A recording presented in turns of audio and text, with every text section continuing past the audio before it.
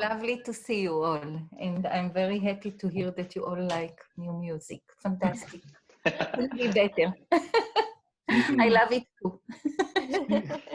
That's good to hear. Because actually, your faces, all of you look very familiar to me. Oh.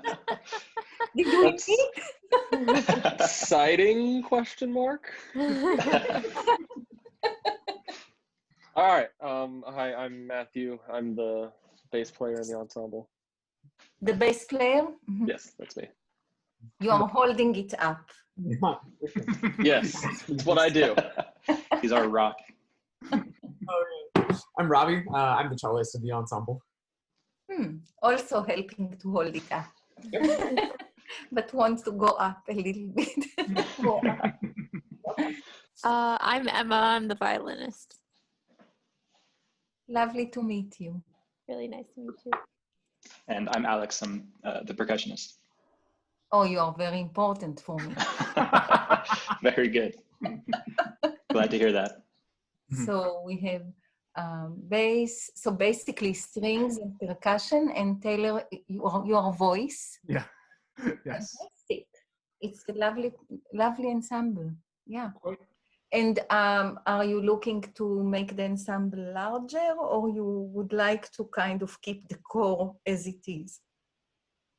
I mean, each concert depends on what we're playing, what we want to play. When we did the Sciarrino, it was 16 people. As with so many of the ensembles in Europe, right? There's a core of players that they all draw upon, and numbers for concerts vary. Yeah, exactly. exactly. We have like a main flutist and a main clarinetist that we have like frequents with us as well. Yeah, that's what I was thinking, exactly, that if you had, two more woodwinds, then you really could do by far more. Mm-hmm. Our flutist and our clarinetist have been mostly in performance roles because they just said, we don't want any of the admin work, let's just play music. And we were all okay with that. Yeah, absolutely, yeah. So you do have a flutist and a clarinet as a part of the core. Yeah. Perfect. Yeah, in that case, you are organized. So it opens up all the Pierrot. Yeah, exactly, yeah, exactly, yeah. Which, I don't know about, actually, I don't think we've all, as a group, talked about this. Pierrot was the first piece or contemporary piece that I heard as a young musician. And that was the first piece that I fell in love with, that I decided this was what I wanted to do. I think many fall in love with Pierrot. It's such a gateway to new music, no? Yeah, agreed. Was there a piece for you, any in particular? No, not one piece, no. For me, it was a very, I was writing progressive rock when I was, from the age of 14 to the age 17, 18. And my progressive rock became more and more heavier and more atonal. It was really, it was a very gradual transition. And suddenly, the guys who were with me in the band, because we had a band, said to me, Chaya, because we were doing basically my songs. I was the pianist and the singers, and they were the bassist, the percussionist, and the keyboardist. And the guitarist, yeah. It's many years ago. And they said, Chaya, it's really not anymore pop or rock, or it was, it doesn't have a beat, it doesn't have a center. We think you have to go and study in the academy. Which you do. So lack of beat means academia. Well, that was many years ago in Israel, and that's exactly how it was. But it was not said in a bad way, They just they actually loved what I do, but they thought that it became even stranger than stranger. So they realized that it's not what is familiar for them. So, And in that regard, your son has sort of followed in your footsteps, right? no, he really isn't, because he's doing this progressive or experimental pop, and that's what he's doing. I don't think he's going to venture. Oh, nobody knows, but he's already 24. So no, actually, it's all about not following in my footsteps. I just thought in terms of progressive rock, starting there. Well, I think that the whole house that we have, the three of us, with Steven, my husband, Steven Takasugi, who is an amazing composer, and and myself, we are all kind of like, we have an underground motive that we are very proud of. So each one of us utilizes it in a different way, but it belongs to the household. Which is wonderful. I mean, there's something about being able to share that with family that I don't think every composer has the opportunity to do. To have such an intimate exchange of ideas. Steven has of course written on your music. To have that shared understanding of how each other creates and what each other needs to create. It's quite a privilege. With Steven, we actually very rarely do it now. It was much more frequent many years ago. But we do share a lot with Score, both of us. It's wonderful. And the sharing with Steven is subconscious, it's flowing. You cannot stop it. Yeah. Of course. His article on Afatsim, it was one of the first pieces of literature I read on your music, and was one of my gateways into really learning about your writing. Did you read it in English? I read the German. Oh, because the English version is so much better, actually.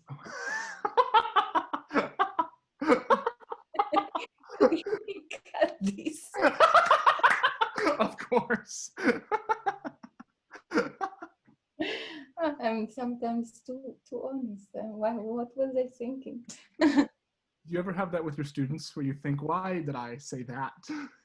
Actually, no. I think that once I sit with a student, I have a certain modality, which is very different than when I just talk. It's a different modality, and it's always taking the student into account. So, no. I mean, I'm sure there are cases. I've been teaching so many years, but in general, actually, in reality, much, much, much more. You've been teaching for a long time. What is it, 23 years now? The truth is that I've been teaching as long as, as long as I can remember myself. Has teaching changed how you think about or look at music and composition? Teaching it hasn't changed. It has impacted. It is a constant stream of impact that has been going on since I was 19. My composition teacher told me I'm going to England and I have two young students. One of them was 15 and one of them was 16. And he said, and I would like you to teach them. I said, what will I tell them? I have no idea. I went to the first lesson and I couldn't stop talking. And then I went out and I thought, somehow I knew what to tell them. I have no idea where this came from. And you've really fostered an entire generation of composers. I mean, it seems your name pops up in so many young being in their 30s now, but young composers' bios who you've been a primary influence as an educator, as a pedagogue. It's remarkable. I was very, very happy to see that you are going to play the music of Ming Tsao. Yes. Ming and I have been one of my first students at UCSD. So that was that was really lovely to see. Yeah. Matthew is starting at UCSD with Mark Dresser in the fall. Congratulations. And Thank you. Yeah, it's Not, very, very exciting. Yeah. you should be not only a great bassist, not only a great musician, and not only a great singer, also a very wonderful human being.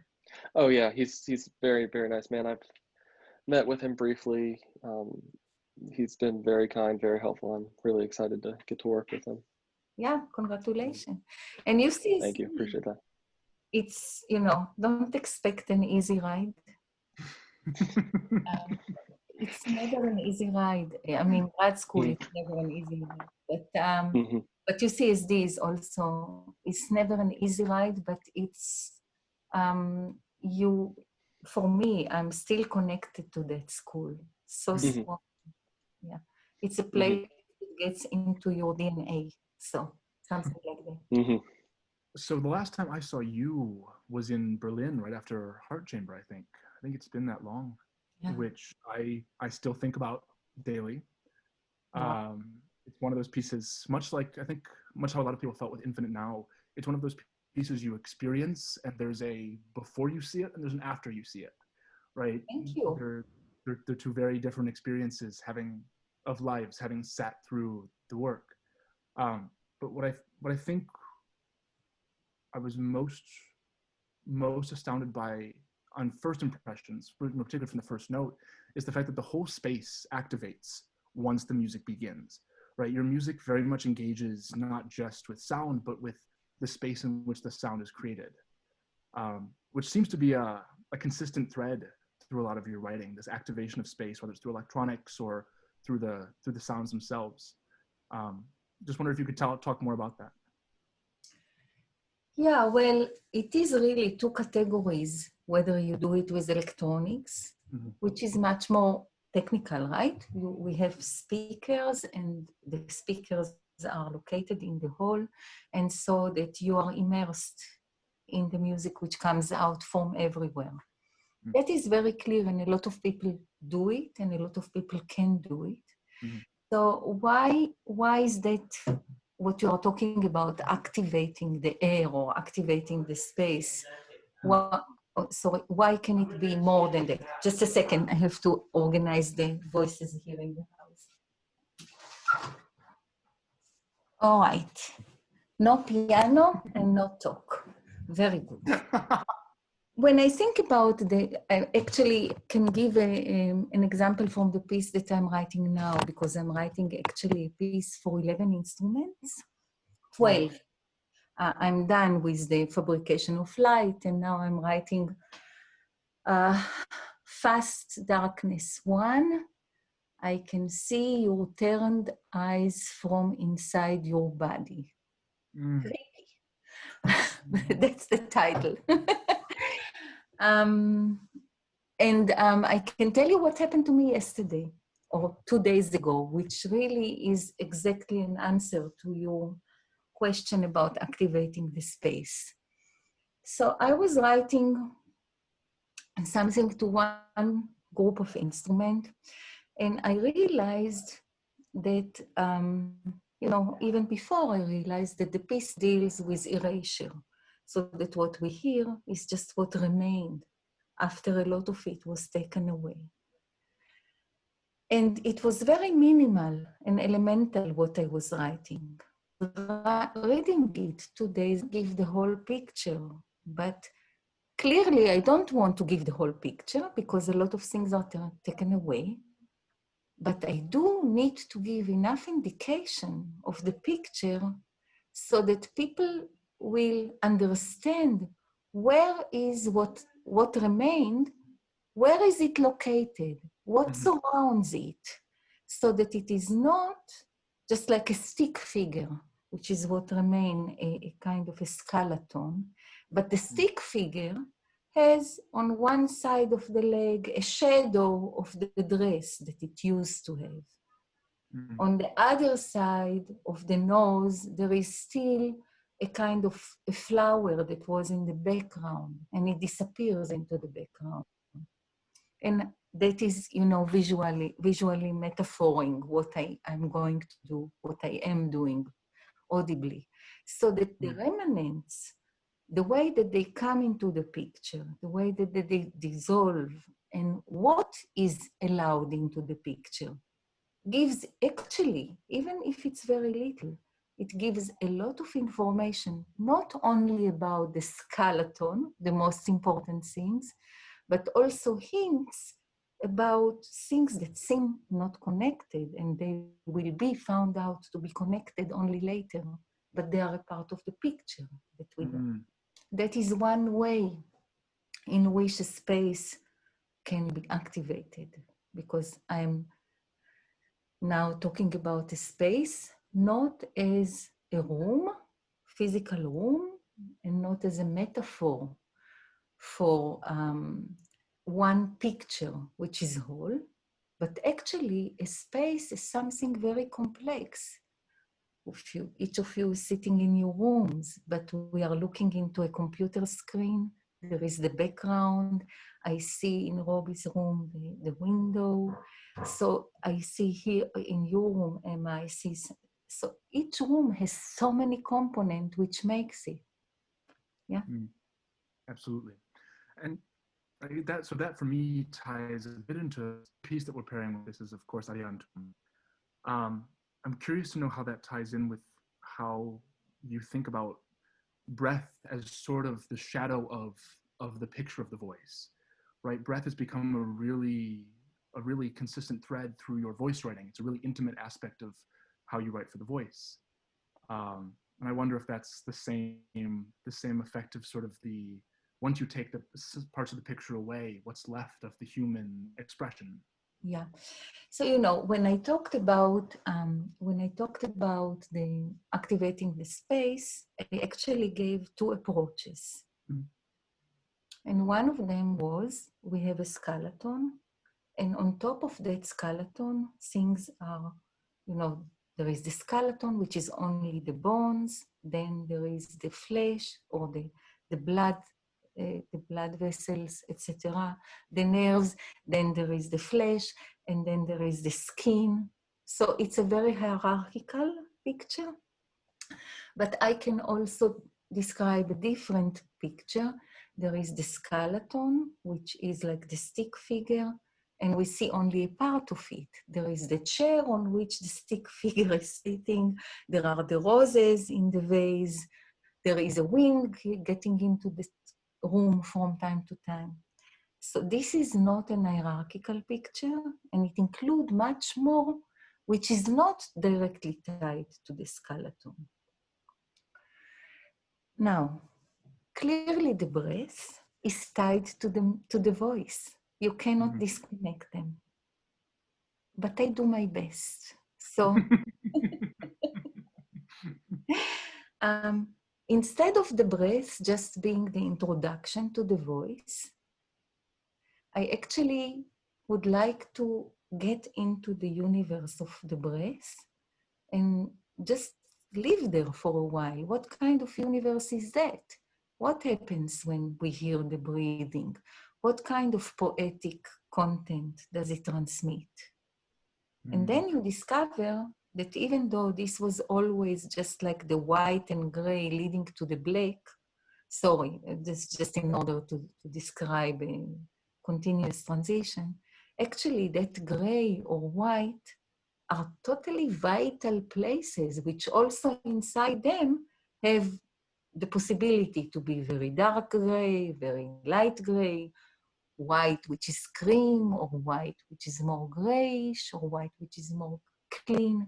So that's how I relate to the breath. I try to discover it also in both ways, actually. Discover it as a universe, use it as a very direct kind of vehicle to our subconscious in the way that we always use it, you know, as leading to the voice. I cannot speak very loud, so I will whisper. I'm sick, so I will whisper. So that is one way, but the other way to discover the whisper is another totally different vehicle that can talk about, that can sing suddenly, that can talk almost dramatically, much louder than screaming. One of my friends came with me to see Heart Chamber, and she'd never seen an opera before. It was her first time in an opera house. And what she walked away with, she said, every time one of the characters breathed, I felt myself breathing with them. So I couldn't help myself. I wanted to, if they were inhaling, I felt like I had to inhale. I couldn't help it. There's a very physical, very corporeal connection that a listener has with something like breath, because it is so elemental, which the words often used to describe your music, this very elemental, very tangible sound. Yeah, I agree. and you have to understand that this is, I mean, and this is the problem too. This is like playing with fire, because you don't want to manipulate. And how can you use those really elemental and very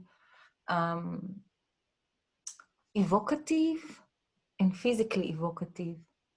There is a word, but it escapes me now.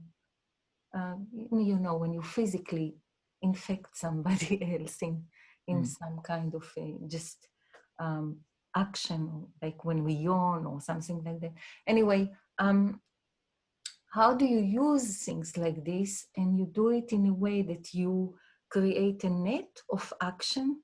If you can imagine like a spider net that is evocative, and it actually is led by one vision, and it gets under the skin, but it is not manipulative.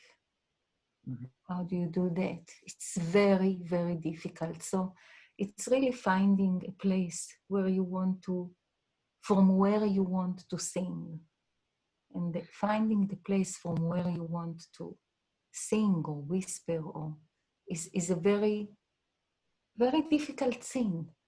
It's like swimming in a certain current and keeping that current going over the landscape, and not falling into one side of the bridge where you will not evoke at all, or the other side of the bridge when you evoke too much, and then you fall into manipulation. The idea of evoking, you have spoken to me about the idea that in a piece there should be a moment where the texture is sort of transcended by itself, that there's something that occurs, there's a sound that sort of sits above and beyond the texture. There's a brief moment in Heart Chamber where a voice and lute love song floats through the electronics, and it's maybe 3 or 4 seconds. It's barely a whisper in the ear before it's gone, but it's one of the most evocative moments, because we grasp onto that, we recognize it for its faintest moment, and then it's gone. It sort of dips back into the current, and it only occurs once, which I was astounded by. That again, you can evoke and continue in the current with sounds that only occur a single time. Yeah, the Monteverdi. That's the Monteverdi. It's actually a Monteverdi quote that we have changed, and we made it not so clean, and changed the pitch and worked on it a little bit. But it's a very, very beautiful song by Monteverdi. And yeah, I never use quotation, but I really knew that I needed one here. Is there a moment for you in Heart Chamber where that texture does transcend itself? Is there a particular spot, a particular scene where we sort of get that?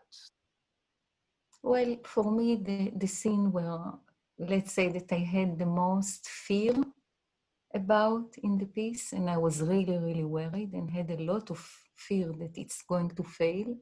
And when I heard it completely with everybody for the first time, which was a day before the premiere, I cried, because I was actually so relieved that it's happening, and it was happening. So that's at the end of the piece, where you have the clickers and you have the singer singing very sporadically, like a madrigal. And I didn't know if that part would work. I even changed. I added a choir to that part during the rehearsals. But I could not hear everything, because we didn't get the files of the electronics where something was a matter. So for that section, we could only hear the real files with the real distribution in the hall only a day before the show. But that is where I think that everything, it's like during the piece teaches you to listen to it. So it takes you one direction, takes you a different direction. It's like introducing an island to you. And then the island is introduced, and in the moment that you get the view of the full island, then something happens in the island. The whole island was not supposed to be discovered just for itself, but so that something will occur or transpire, that something will transpire. And in the moment that it transpires, you know if the island that you have created has succeeded to become a reality where something indeed can transpire, which you don't know until the performance or until you hear everything together really, really performed, because a reading will many times not give this information. Of course. And you talk about this idea of fluid form, where in Heart Chamber, what the piece thinks of its own form at the beginning, it doesn't know its ending, right? As things change, as things get added, it adjusts and it alters itself, which I think speaks very much to that metaphor. Yeah, it's really very much akin to what we are living right now. Who thought about 3 months ago that, we'll have no flights, no concerts, a lot of people will die? That should have been my first thing. Amazing suffering, a lot of people losing jobs. We are at home, podding with a few loved ones. Who thought that was possible? Yet each of us is taking that and working with it. And once we work with it, we do not know how it will change us. Are we staying the same through it?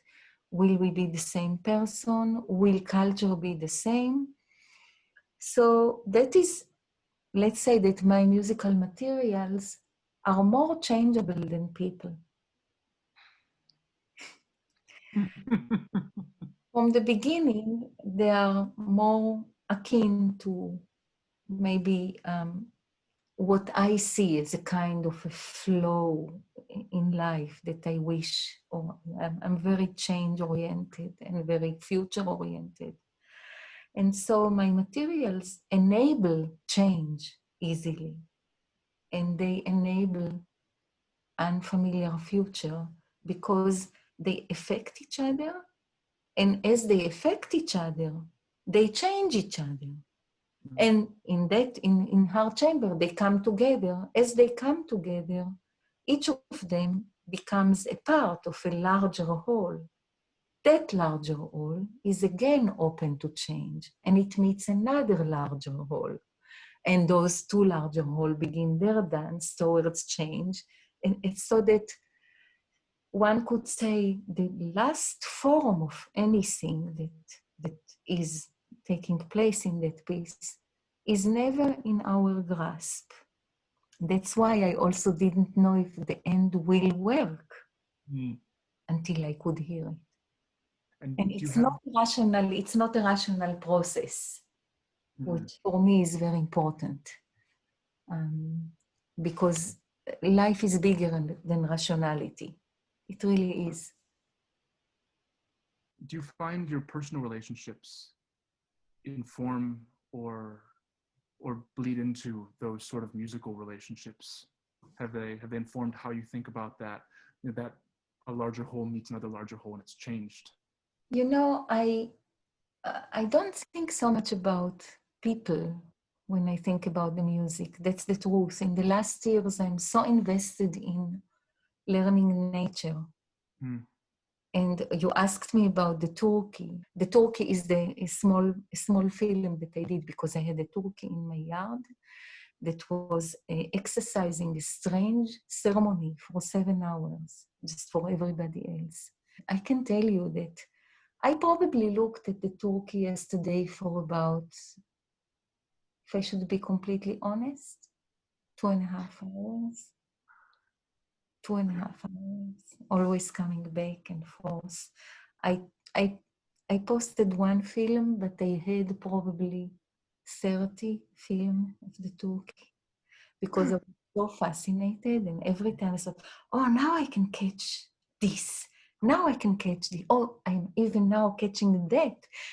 Anyway, I've looked at those, just to give an example, I've looked at few films today, and it's very fascinating what role, when you look at the turkey, how his steps, which is a very clear rhythm, because you can really read it on the whole body. 7 hours, it was doing exactly the same choreography. It was going a few steps forward, stopping, a few faster steps forward, stopping, a few more, and all his body was really blown up.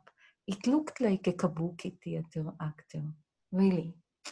And then after he did this like 3 or 4 passes of going forward, it would go backwards, turn around, stop, and starting again. And I swear to you that it did it for 7 hours. Anyway, to think about the tension between the rhythm of the way that it was walking to how fast and slow and how sudden he's stopping and starting where. Sometimes it was very sudden, sometimes it was not so sudden, sometimes it was very gradual and royal. If you just think about the complexity of the temporal parameters here, what is the rhythm? Da, da, da, da, da, da, da, da, da, turn, go back. You know, that's, for example, just one small paragraph.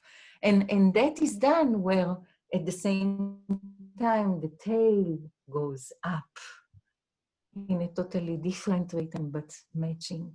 So that is what I'm thinking about. I'm looking hours at nature. I photograph a lot, and my photography is really nothing to write home in terms of its artistry, but it's extremely important. This is how I learn now. Yeah. Well, that's a really good tie. We'll follow this with the performance, and Ariantum is just that, right? It's the shape of nature and the time of nature in wind, in air, and breath. Yes, absolutely. That's perfect. Chaya, thank you for giving of your time and for chatting with us. It's been such a privilege. Well, thank you so much for listening. Very happy to meet you all. And I'm sure it will be wonderful to work together. Whenever the time allows us. And good luck to you. I mean, good luck with what you do, and good luck with the new beginning. I think you are kind of opening up, and I hope you will have fantastic time. Thank you. Stay healthy. Thanks very much. Yeah, we really appreciate your time. Talk to you soon. Bye-bye. Bye-bye. Thanks so much for tuning into this week's episode of Everything But the Kitchen Sink. We hope you enjoyed it. If you'd like to hear more, you can find all the episodes of our summer series on our YouTube channel and our website, alineaensemble.org. Also, be sure to check out our social media profiles for more information and previews of upcoming episodes. Our handle is Alinéa Ensemble. Please feel free to share today's episode with anybody you think might like it, and don't hesitate to reach out if you have any questions or comments. Stay tuned for more episodes of Everything But the Kitchen Sink, released every Friday at 1 p.m. Eastern Time. And as always, we hope you are all safe and well. See you next time.